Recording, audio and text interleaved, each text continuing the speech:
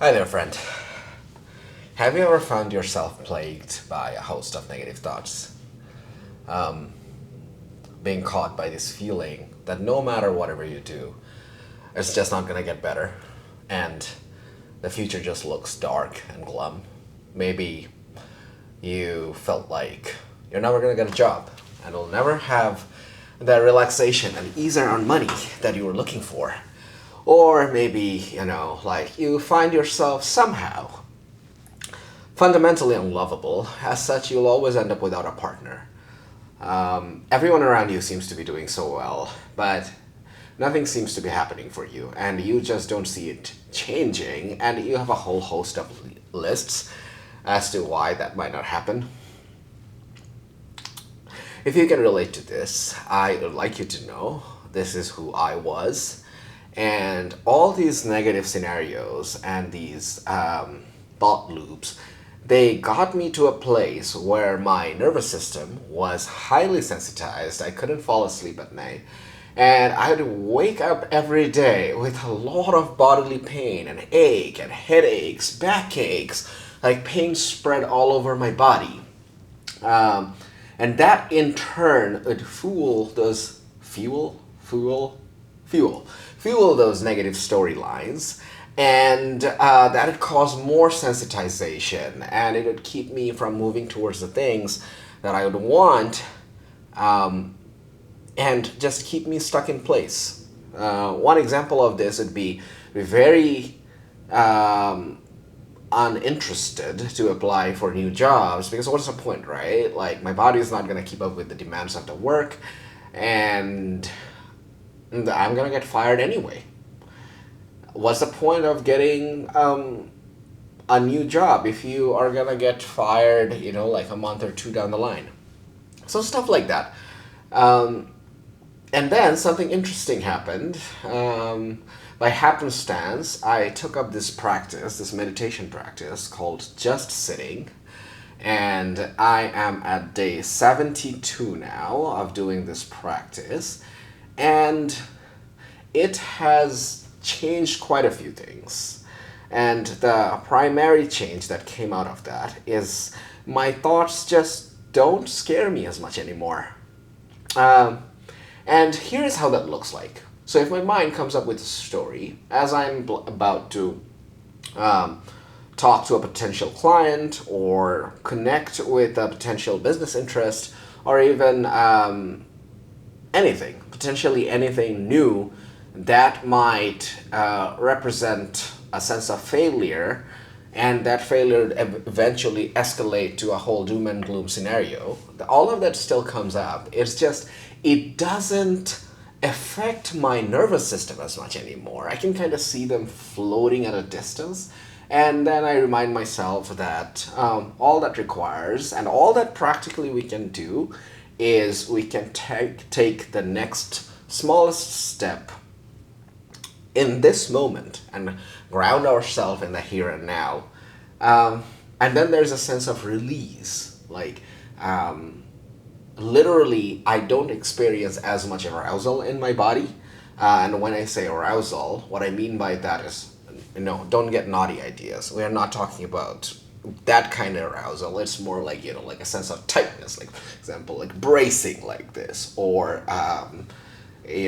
like having short, tightened breathing patterns, shallow breathing. And someone who has struggled with that for decades, we all know that it eventually becomes this habitual patterns, like motor patterns and breathing patterns, that just keeps you stuck. It keeps you stuck in fight or flight, and it's very hard to break out of that stuff. So, and the way you go about dealing with that is you cut the loop as early as possible. So, and just sitting, or shikantaza, as is the Japanese term for it. Oh, I haven't mentioned that this is actually a practice from the Soto Zen tradition, which is the predominant Zen tradition in Japan. There are other schools of Zen, but the practice of a just sitting, and the just part here is really important. This comes from the Soto Zen school. And what you do in the practice is essentially you just sit with your thoughts and you don't try to focus your attention on anything particular. This practice is not about focusing on a single point or on a mantra or an affirmation as we would do in many other meditation practices. This is about just being here and now, and that is all you do. You sit in a particular posture and you see your mind doing its thing, and you maintain a sense of detachment from it. This is actually incredibly hard to do because what we usually do is once the mind comes up with a thought, we go chasing after the thought. Now, speaking of chasing, there's a difference between thoughts merely happening and going after them. So when awareness is there, when you realize a new thought coming, and here's a good example. As I'm talking to you guys, my mind is bringing up thoughts in the background a little bit does this make sense? Does what I'm saying make sense? How do I look in the camera? But they just pop up and then I'm kind of brushing past them, and they are not proliferating into storylines because they are not getting any attention. This is essentially the heart of Shikantaza. And for sure, there will be periods in your session, however long you're doing it for. I'm doing it at this moment for 10 to 15 minutes a day. You'll inevitably find yourself lost in trains of thought. And here is another very important point. When that happens, when you find yourself lost in a train of thought, you have to come back. You have to come back to your posture and to your breathing. I will elaborate in a moment what I mean by that. But before that, that act of returning to the present moment, this has to happen without a sense of judgment. And then again, inevitably you'll see judgment arising, and then return from the judgment as well. And the idea there is you essentially see your brain, you learn to relate to your brain and your thoughts in a very different way. Usually, we derive a sense of identity from our thoughts. Like, thoughts are this elements of supreme importance, and my thoughts make me, and my emotions are so important. That is not the way to look at things when you're doing this practice. It is more so that the brain is a thought-producing machine. It secretes thoughts like your heart pumps, like your endocrine system is doing its thing, and not all of those thoughts are meant to be chased after. So this is the attitude, and when you are sitting in Shikantaza, you are not giving any importance to any of your thoughts. Everything can be on the side, and that applies to all of your thoughts, no matter how important that they seem. You see them arising, and you just let them go, and you come back to your posture and your breathing. Now, since the meditation is called Shikantaza, or just sitting, I want to talk a little bit about the just sitting part, because this is incredibly important. As I have already mentioned, this is a Japanese practice. This is from Japanese Zen, and the reason posture is so incredibly important is because the moment you adopt a posture, it influences your nervous system and your breathing, your motor functions, pretty much everything. So what happens is when you maintain good posture and you pay attention to that, and I'll demonstrate this with an example. Let's say I'm slouched like this, right? I'm talking to kind of, I'm not fully engaged. My body is not fully engaged. I'm kind of here, but not really. But the moment I open up like this and I start talking to you and give you the fullest attention that I possibly can, the whole energy changes. I am now here in my posture. I can feel my chest, I can feel my back. So by definition, a lot of awareness is now not locked up in thought anymore. See? And this alone is going to help with the detachment or cultivating this sense of distance from your thoughts without you having to do anything. There is no need to try to concentrate on your breath hard.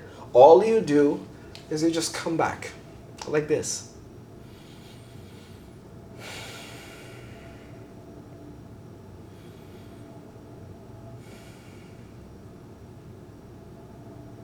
I'm not thinking about how I look weird in the camera. If that's all right, I'm here, and so are you with me. And that's all we need. Smile a little bit and come back. And this is all we do.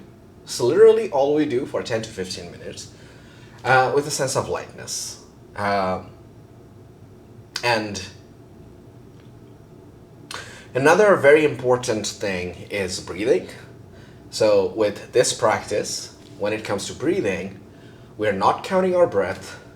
We are not trying to maintain a focus on the breath. Breath is anything, absolutely anything, is not meant to be the sole focus of attention. It's supposed to be kind of loose. And you just come back to something. Sometimes that's your posture.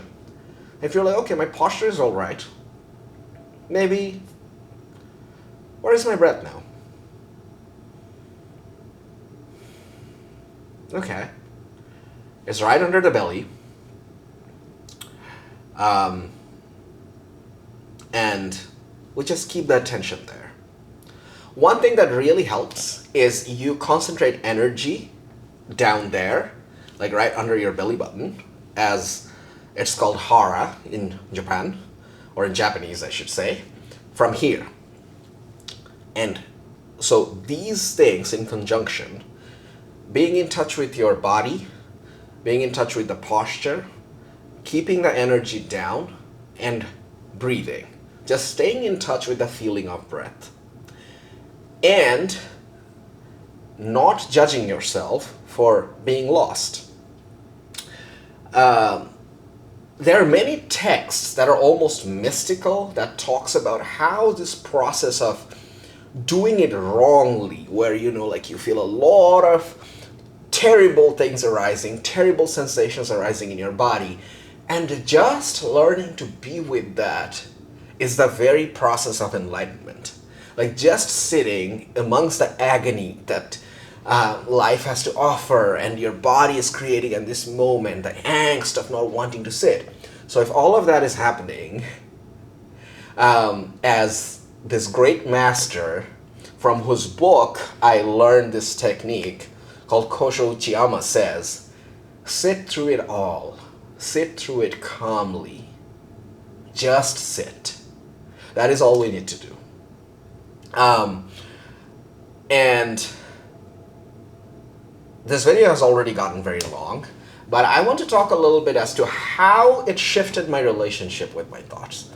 So one thing that I would struggle a lot with is I would wake up a lot in the middle of the night, and then there would be this sense of dread, partly because, my body's hurting, and I don't feel very good in my skin, and now I'm worried about not being able to fall asleep. Here's just this whole spiral of, basically how nothing in life is going to work out, and I'm going to end up a broke, a homeless person, and my partner's going to leave me, and all of that, the whole shenanigan. So this was before, but even with 10 to 20 days of practice, I started noticing that those storylines are still there. But I can just sit and stand tall, focus on my breath. And I'm still here with you, right in this moment. And then somehow those stories lose their hold. I know a lot of my subscribers on this channel so far, out of the 166 of you guys that are out there, you are here for manifestation. You want to have great things in your life, and you do affirmations, you do Neville Goddard and that sort of stuff. This might seem like a bit of a detour from all of that, and it is. It is. Because if we don't know how to be in the present moment, if we don't rewire a relationship to our thoughts, and our thoughts are always keeping us edgy, it's very hard to feel good in life. And because those are habit patterns that the body learns, even if you achieve the things that you want to achieve, guess what? You're not going to feel good. You're just not going to feel good. How do I know? I was that guy. Don't be that guy. It's not fun. It's not fun. That's all I wanted to talk about in this video. I hope you found this helpful. It's good to be back. Good to be talking to you. And enjoy the rest of your day.